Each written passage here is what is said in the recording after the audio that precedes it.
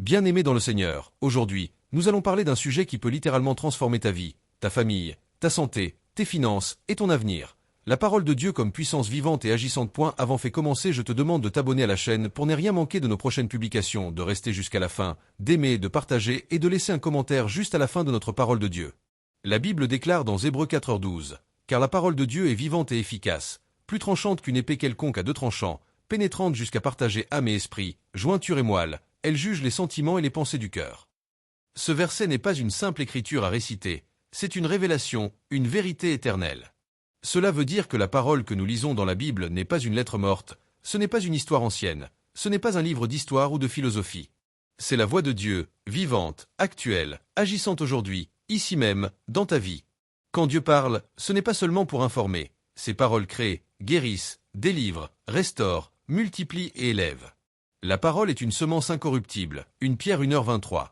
Quand elle est semée dans ton cœur, elle ne peut pas échouer, elle doit produire des résultats. Tu n'es pas ici par hasard aujourd'hui. Ce message est pour toi.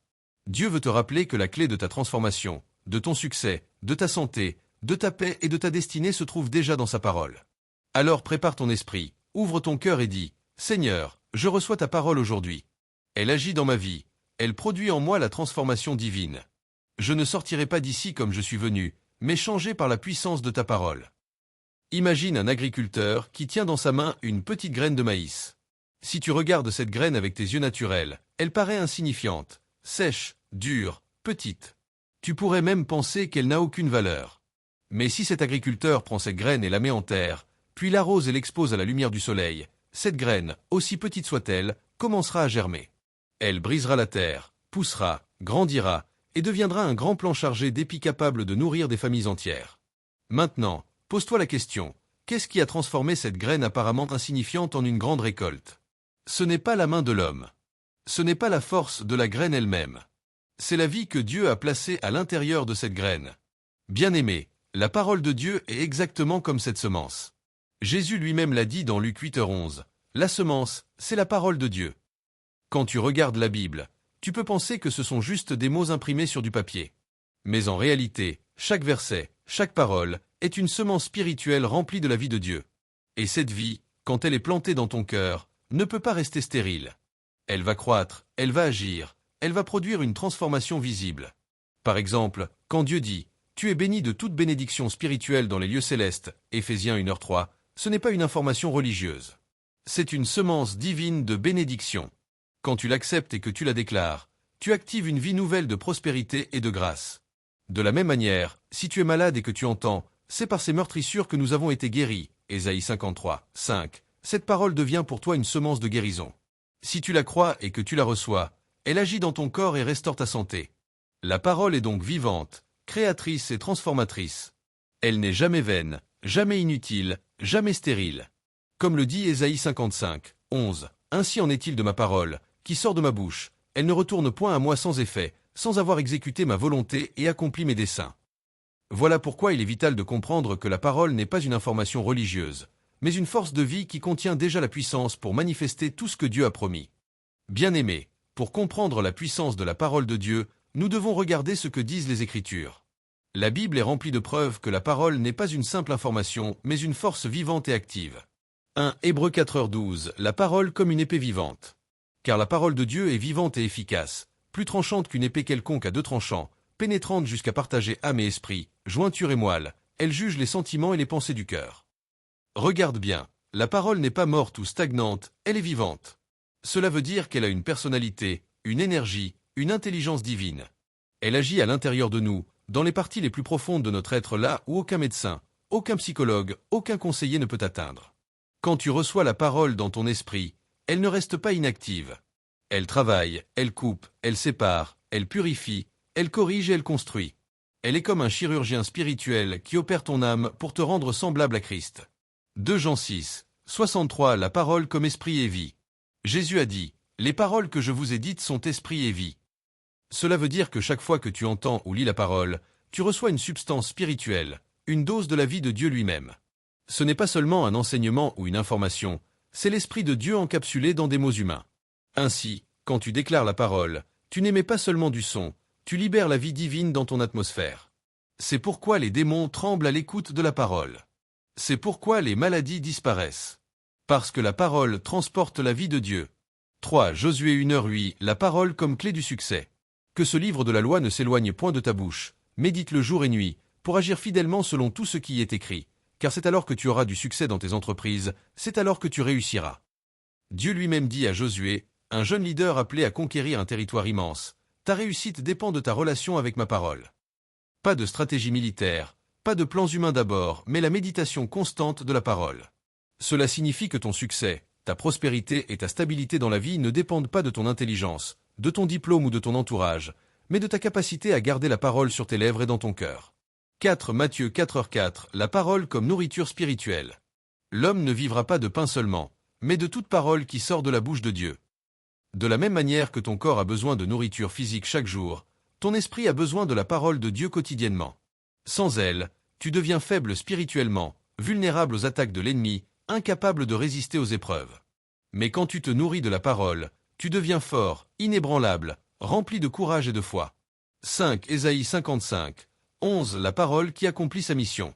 Ainsi en est-il de ma parole, qui sort de ma bouche, elle ne retourne point à moi sans effet, sans avoir exécuté ma volonté et accompli mes desseins. C'est extraordinaire. Dieu dit, chaque fois que ma parole est envoyée, elle accomplit exactement ce pourquoi je l'ai envoyée. Elle ne peut pas échouer. Elle ne peut pas revenir vide. Cela veut dire que si tu prends la parole de Dieu dans ta bouche et que tu la déclares avec foi, elle doit accomplir ce que Dieu a dit.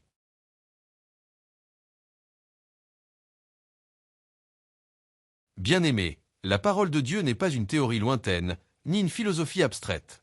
Elle est pratique et s'applique dans la vie de tous les jours. Prenons quelques exemples simples. 1. L'exemple de la nourriture quotidienne. Tout le monde ici sait que si tu veux rester en bonne santé, tu dois manger chaque jour.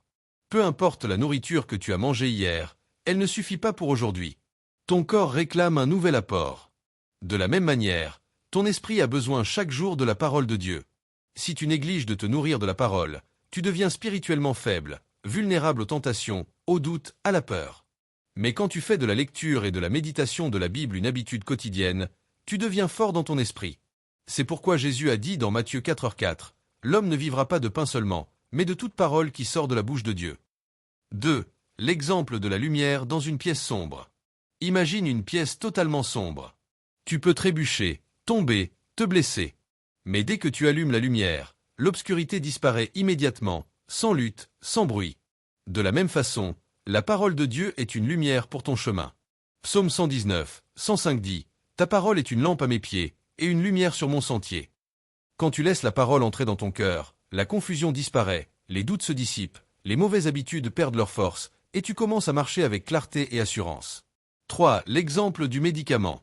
Quand un médecin prescrit un médicament à un malade, la personne malade croit que ce médicament contient le pouvoir de la guérir. Alors elle prend le traitement avec discipline, parfois plusieurs fois par jour. De la même manière, la parole de Dieu est le meilleur médicament spirituel. Proverbe 4, 20-22 dit, « Mon fils, sois attentif à mes paroles, prête l'oreille à mes discours. Qu'ils ne s'éloignent pas de tes yeux, garde-les dans le fond de ton cœur, car c'est la vie pour ceux qui les trouvent, c'est la santé pour tout leur corps. » C'est extraordinaire. Dieu te dit que sa parole est une médecine, un remède divin. Elle ne soigne pas seulement ton âme, mais aussi ton corps. 4. L'exemple des semences et de la récolte. Un cultivateur sait que s'il veut une récolte, il doit d'abord planter une semence. Et la semence qu'il plante détermine la récolte qu'il obtiendra. De même, chaque fois que tu confesses la parole, chaque fois que tu déclares ce que Dieu a dit, tu plantes une semence dans le monde spirituel. Et cette semence produira une récolte de bénédictions visibles dans ta vie. Galates 6h7 dit, « Ce qu'un homme aura semé, il le moissonnera aussi. » Si tu veux moissonner la paix, sème la parole de paix. Si tu veux moissonner la guérison, sème la parole de guérison. Si tu veux moissonner la prospérité, sème la parole de prospérité. 5. L'exemple du téléphone portable. Pense à ton téléphone portable. Aussi sophistiqué soit-il, s'il n'est pas connecté à une source d'énergie, il finira par s'éteindre. De même, sans la parole de Dieu, ta vie spirituelle s'éteint petit à petit. Mais quand tu restes branché à la parole, tu es continuellement rechargé, renouvelé et prêt à accomplir ta destinée. La parole de Dieu n'est pas une théorie qu'on étudie pour remplir notre intelligence. C'est une puissance vivante qui transforme les vies, et il y a d'innombrables témoignages qui le prouvent. Un témoignage biblique. La femme à la perte de sang. Dans Marc 5, 25-29, la Bible nous parle d'une femme qui souffrait d'une perte de sang depuis 12 ans. Elle avait consulté plusieurs médecins, dépensé tout son argent, mais sa situation s'aggravait. Pourtant, un jour, elle a entendu parler de Jésus. Elle a reçu une parole. « Si je puis seulement toucher son vêtement, je serai guérie. » Elle n'avait pas un traitement médical, ni une garantie humaine, mais elle avait une parole vivante dans son cœur. Elle a agi selon cette parole et instantanément, elle a été guérie. Cela montre que même dans les situations désespérées, une seule parole crue et pratiquée suffit pour transformer ta vie. Pierre marchant sur l'eau. Dans Matthieu 14, 28-29, Pierre voit Jésus marcher sur l'eau. Il dit, « Seigneur, si c'est toi, ordonne que j'aille vers toi sur les eaux. » Jésus lui dit un seul mot, « Viens !» Et à ce seul mot, Pierre sort du bateau et marche sur l'eau. Imagine, quelqu'un qui marche sur l'eau, défiant toutes les lois naturelles, simplement parce qu'il s'est appuyé sur la parole de Jésus. La parole t'élève au-dessus des limites naturelles. Les ossements desséchés. Dans Ézéchiel 37, 4-10, Dieu demande au prophète Ézéchiel de prophétiser sur une vallée pleine d'ossements desséchés. Naturellement, c'était impossible que ces os reprennent vie. Mais Ézéchiel déclara la parole de Dieu, et les os commencèrent à se rassembler, des nerfs et des chairs se formèrent, et un souffle de vie entra en eux. Là où il y avait la mort, la parole a apporté la vie. 2 témoignages de la vie moderne. Bien-aimés, je connais des multitudes de témoignages de personnes qui ont expérimenté la puissance de la parole. Un homme qui vivait dans la pauvreté a commencé à méditer chaque jour sur Philippiens 4:19. Mon Dieu pourvoira à tous vos besoins selon sa richesse, avec gloire, en Jésus-Christ. Il a commencé à déclarer cette parole chaque matin. Dieu pourvoit à tous mes besoins, je ne manque de rien. Peu de temps après, il a reçu une opportunité de travail et ses finances ont complètement changé. Une femme souffrait d'une maladie incurable.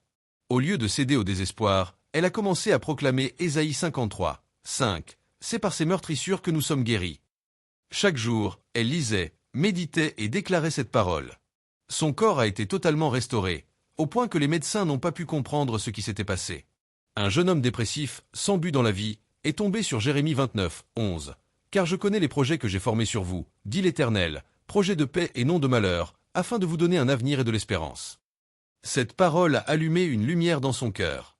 Il a trouvé un nouveau sens à sa vie, il s'est levé, a commencé à servir Dieu, et aujourd'hui il conduit d'autres jeunes à Christ. 3. Ton propre témoignage en devenir.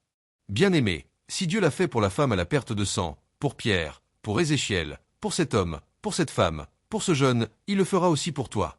Car Hébreux 13h8 dit, Jésus-Christ est le même hier, aujourd'hui et éternellement.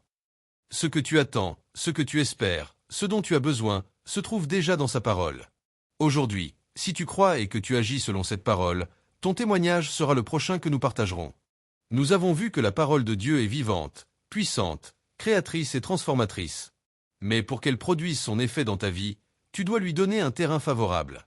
La semence, aussi puissante soit-elle, ne peut pas pousser si elle reste sur une étagère. Elle doit être plantée, arrosée et protégée. De même, la parole doit être reçue, crue et pratiquée.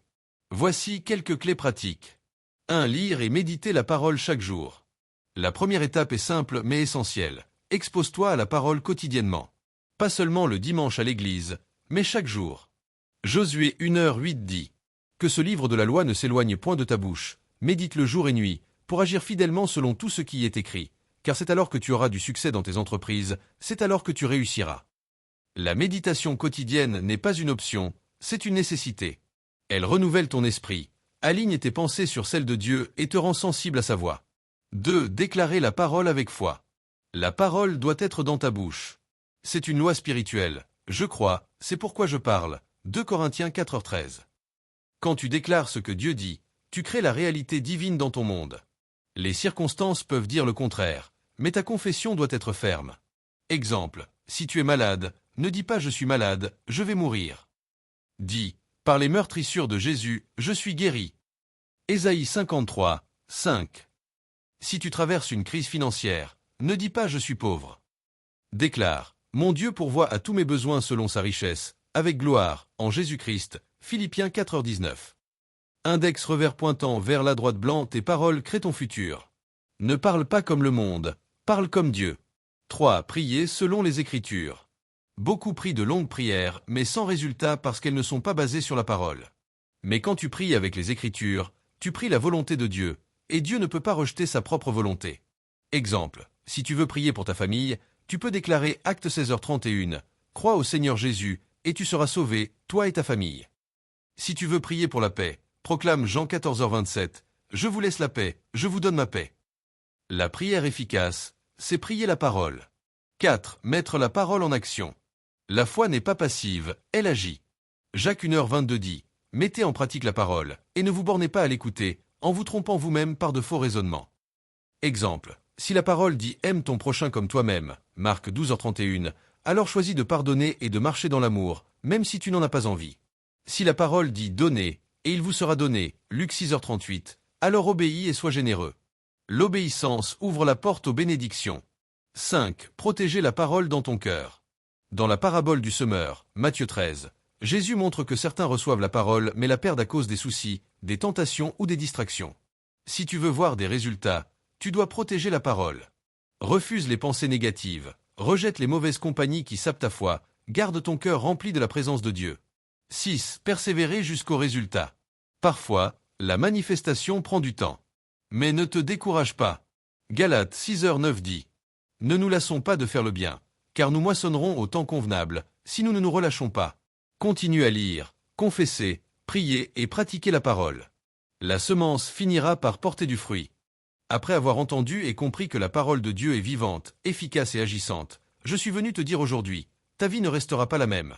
Il n'est pas possible que tu exposes ton cœur à la parole et que rien ne change. 1. La parole te donne une nouvelle identité. 2 Corinthiens 5h17 déclare.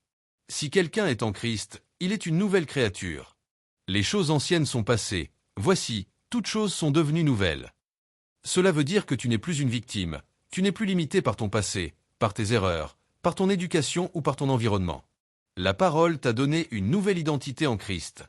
Dis avec moi. Je suis une nouvelle créature en Christ. Les choses anciennes sont passées, toutes choses sont devenues nouvelles. Je marche dans la nouveauté de vie. 2. La parole te rend victorieux. Romains 8h37 dit. Mais dans toutes ces choses, nous sommes plus que vainqueurs par celui qui nous a aimés.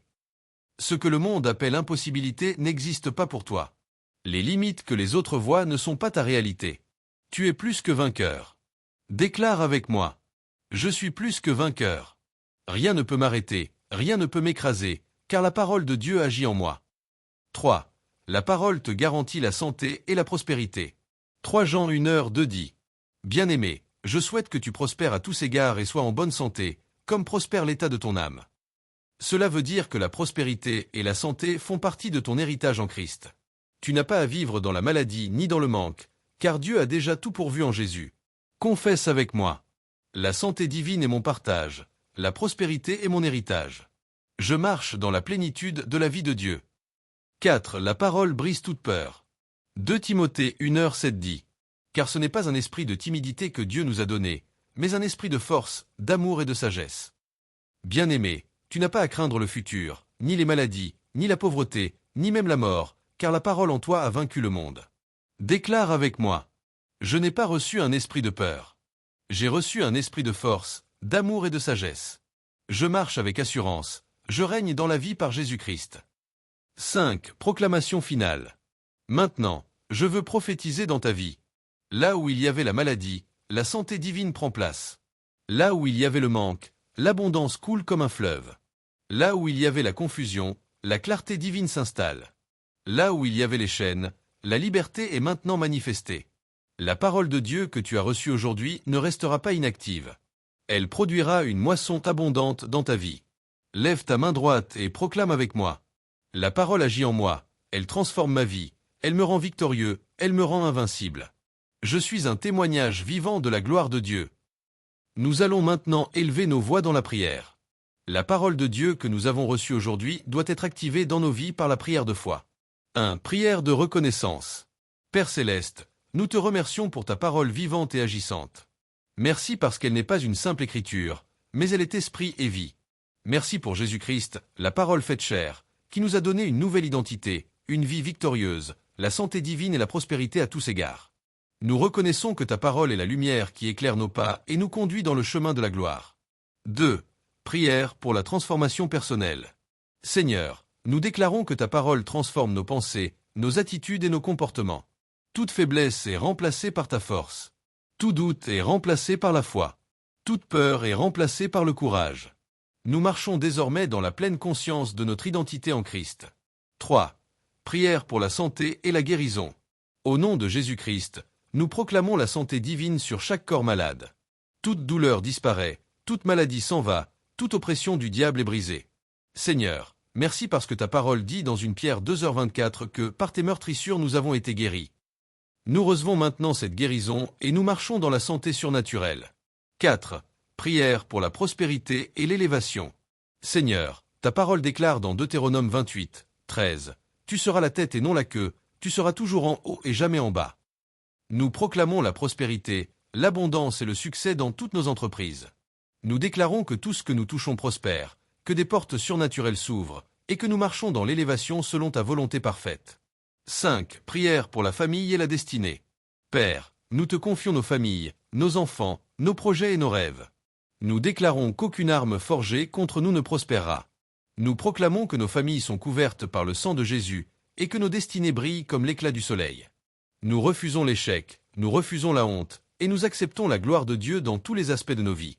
6. Prière d'affermissement et de proclamation finale. Seigneur, nous savons que ta parole ne retourne jamais à toi sans effet. Nous déclarons donc que tout ce que nous avons entendu aujourd'hui porte du fruit dans nos vies. Nous confessons que nous sommes plus que vainqueurs, que nous marchons de gloire en gloire, de victoire en victoire, et de triomphe en triomphe. Dis avec moi maintenant. Je suis un témoin vivant de la puissance de la parole. Je marche dans la santé, la prospérité, la paix et la victoire. Rien ne peut m'arrêter, car je suis né de Dieu, et j'ai vaincu le monde.